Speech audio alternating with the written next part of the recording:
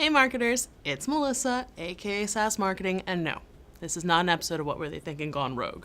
I've jumped back into our main channel for the day because I want to talk about insults. What do you think of our studios in Los Angeles? I think they're cheap and they should be painted. Bad area, really. Earlier this month, we lost a gentleman who was long considered a comedic master, Mr. Warmth himself, Don Rickles.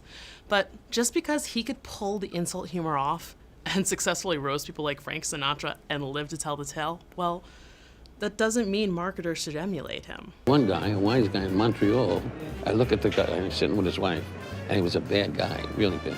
And I look at the wife, I said, sir, is that your wife? Guy, yeah. I said, ooh, she's a moose. Then I turned to the band. Am I crazy? You guys, take a look at me. They all stand up and go, ooh. See, during our most recent video pitch meeting, the editors were throwing out ideas, and the topic of Don Rickles and how insulting consumers could work was brought up. And I had the visceral reaction of, no, no, no. Bob Newhart made the claim that he was my closest friend. I have never met Bob Newhart. I'll put it to you another way. Bob Newhart goes to many gay parties. He may have been known as the czar of the zinger, the merchant of venom, but Don Rickles was a smart guy with a naturally sarcastic personality.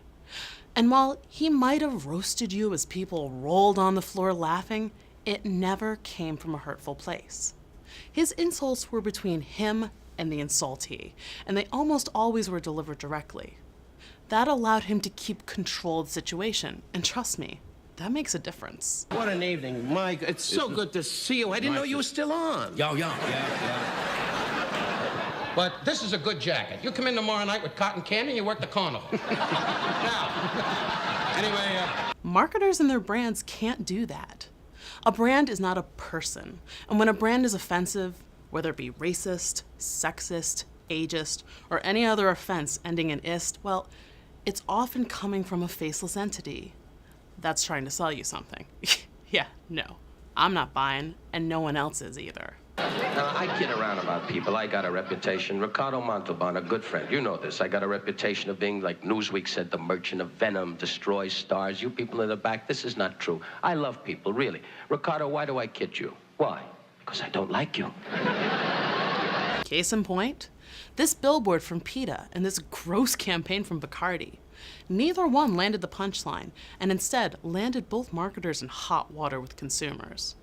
Both the PETA billboard and the Bacardi microsite got pulled down. Marty, when we see all the films you did, none of them were great. De Niro is sitting there. He's one of the great actors of our time. You ask him.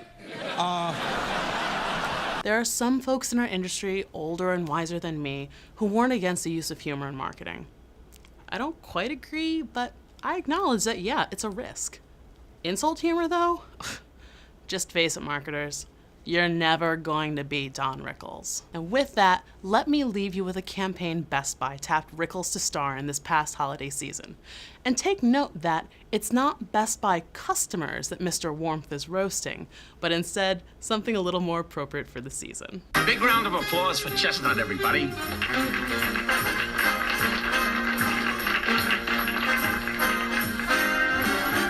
Chestnut, people hate you so much that every year they throw you in the fire.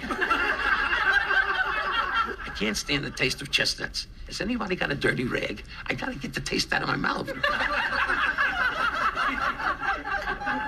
If you leave Santa a plate of chestnuts, he'll burn down your house.